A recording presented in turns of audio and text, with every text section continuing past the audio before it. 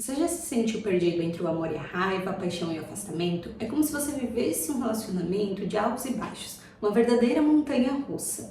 É claro que a gente precisa olhar para relações quando gera essa instabilidade, porque alguma coisa ali não está sendo funcional e automaticamente está gerando prejuízo, tanto para a pessoa que sente essas oscilações, quanto para as outras pessoas que convivem. Em particular, os parceiros amorosos geralmente são as pessoas mais próximas e que por vezes acabam carregando muita culpa por não saberem como melhorar essa dinâmica e fazer com que essa relação seja mais funcional. A dinâmica emocional nos relacionamentos amorosos é, de fato, complexa, mas eu quero trabalhar aqui com você algumas formas para você conseguir se libertar um pouco de todo esse caos que você vem vivendo. E o ponto principal vai ser como se relacionar com uma pessoa que sofre do transtorno afetivo bipolar. Eu me chamo Patrícia Fidelli, sou psicóloga clínica, sou empresária, mentora de psicólogos, autora do curso Psi+, e estou aqui para falar para vocês que a bipolaridade tem todo o meu carinho, tem todo o meu afeto. Já faz anos que eu venho estudando esse transtorno e quero trazer para vocês de uma forma um pouco mais leve, para que vocês consigam de fato entender que isso não precisa ser um problema na vida de vocês, mas sim uma solução.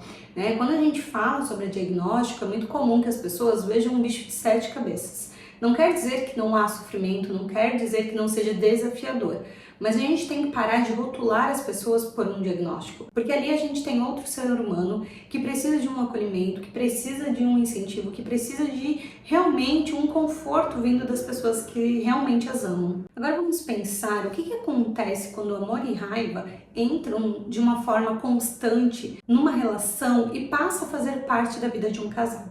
A bipolaridade dentro de relacionamentos amorosos gera uma instabilidade muito severa, porque a gente tem aqui uma pessoa que está lutando contra seus impulsos, lutando contra algo que é muito maior do que ele, para tentar fazer tudo certo, para não ter erros dentro de uma condição que pode vir a prejudicar a outra pessoa. Mas ao mesmo tempo, essa luta interna, esse sentimento, ele é tão forte dentro de si que parece que a pessoa não vai dar conta. E quando a gente fala sobre bipolaridade, nós temos os dois extremos. Nós temos a hipomania ou a mania, que é aquele sentimento de euforia, de conquista do mundo, como se a pessoa não precisasse de nada, como se ela fosse a pessoa mais feliz e realizada do mundo, como se ninguém fosse capaz de poder controlá-las porque elas estão libertas de tudo.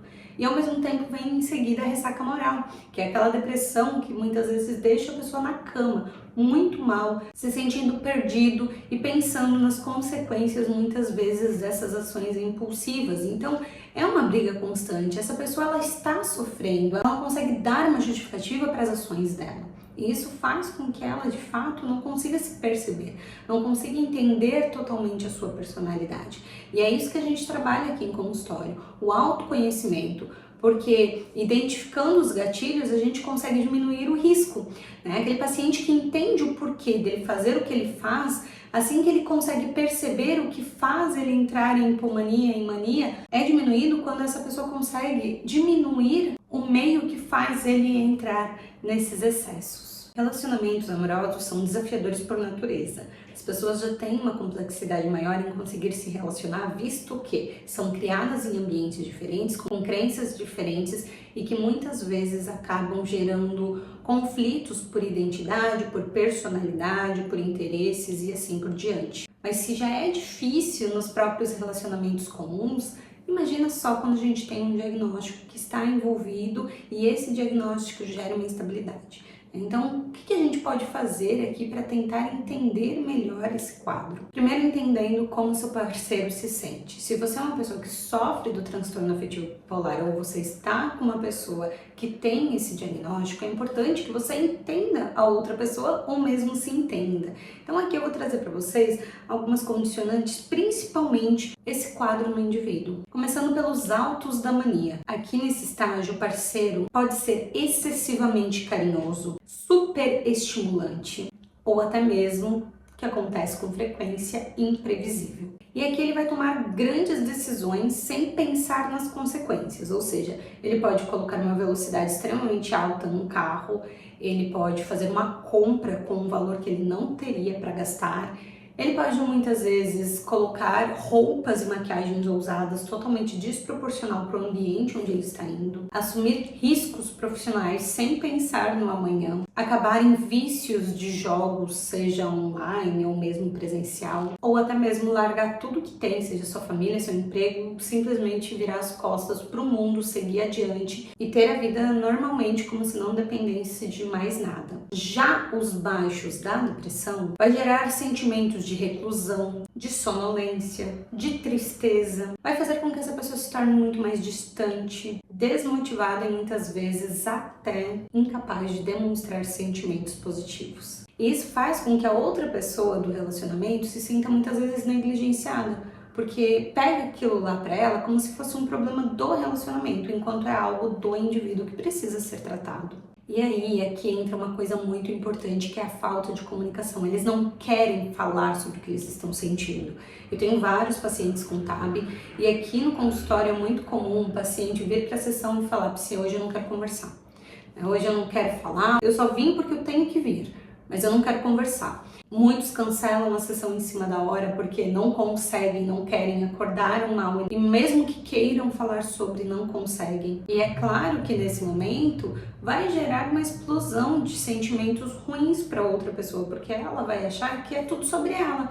E poucas pessoas que se relacionam com o bipolar conseguem ter o discernimento do que é o transtorno e do que é com elas, porque é muito difícil, é uma linha muito tênue, é muito delicado falar sobre emoções, principalmente quando se está vivendo no meio disso. Só que aí a gente tem um terceiro ponto, que é a culpa e a frustração. Foi o que eu falei anteriormente para vocês. Essa pessoa, ela muitas vezes em picos de mania, acaba tendo comportamentos que na fase de depressão vai gerar algo extremamente ruim para elas. Os pensamentos disfuncionais, o e se tivesse feito diferente, e se eu tivesse tomado uma medicação a mais, e se eu tivesse feito mais sessões de terapia, o e se, né? Porque as pessoas realmente acreditam que tratamentos geram curas. E a gente sabe que não é assim. O tratamento, ele diminui a intensidade e a frequência de um sintoma, mas isso não significa que a pessoa não vai manifestar nenhum tipo de mania ou depressão. Pode ser que sim, o tempo se torne muito maior, pode ser que diminua significativamente,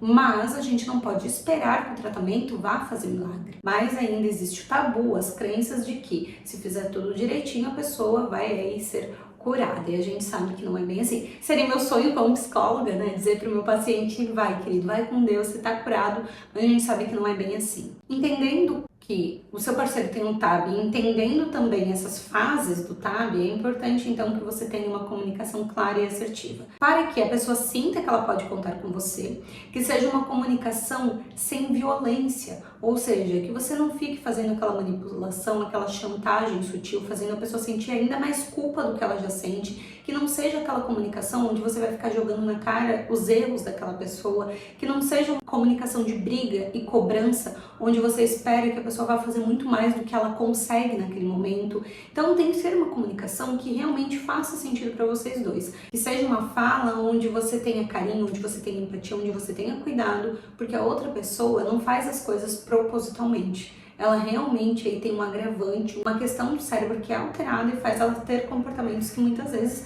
não são condizentes com aquilo que você está esperando. É claro que não é porque você está num relacionamento com uma pessoa que tem o transtorno afetivo bipolar que você também não vai ter limites. Então é importante que vocês, como casal, sentem e façam alinhamentos sobre quais são os limites de cada um, sobre o que é importante para cada um de vocês, sobre até onde vocês querem tentar fazer isso dar certo. Porque nenhuma relação é fácil, mas tendo em vista esses comportamentos que muitas vezes são impulsivos, vai gerar um conflito ainda maior para vocês enquanto casal.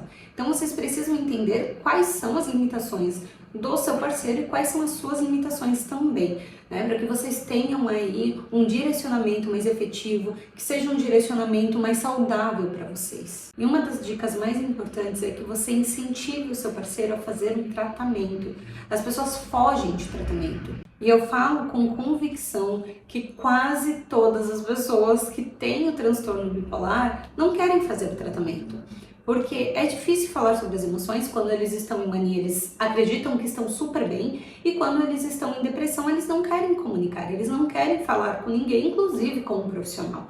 Então, na maior parte das vezes, eles rejeitam o tratamento por não conseguirem ou por acreditarem não precisar. Então, quando você está aí do outro lado, incentivando, mostrando a importância de uma medicação ajustada e fazer o tratamento combinado com o psicólogo e com o psiquiatra, você está dando qualidade de vida para o seu parceiro e fazendo com que vocês criem a longo prazo uma relação muito mais estruturada, muito mais saudável para vocês. Afinal, quem é que não quer viver uma relação mais leve, né? E quando o parceiro ele está nessa questão de autocuidado, de autoconhecimento, de compreensão do seu diagnóstico, automaticamente ele vai entender quais são os pontos que fazem ele entrar numa crise ou não.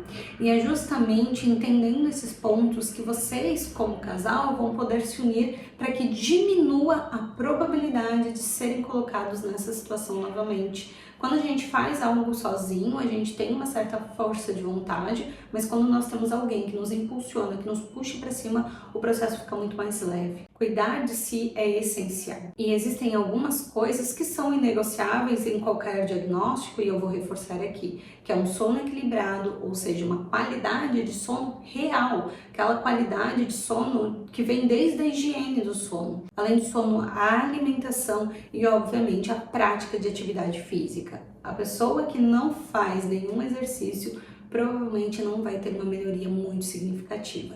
Então, o básico ele funciona combinado com um tratamento terapêutico, combinado com uma psiquiatria medicamentosa, com certeza vocês vão ter muito mais potencial de uma vida tranquila pela frente. Tudo isso pode ser muito desafiador, até mesmo assustador, mas com paciência, com compreensão, com compromisso, vocês podem sim ter uma reestruturação significativa da relação.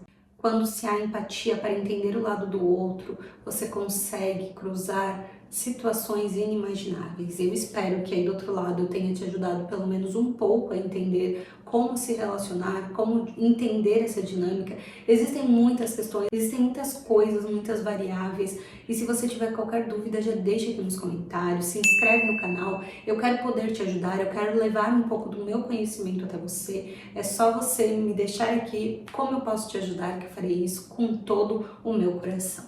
Eu deixo aqui um grande beijo e eu te vejo no próximo vídeo.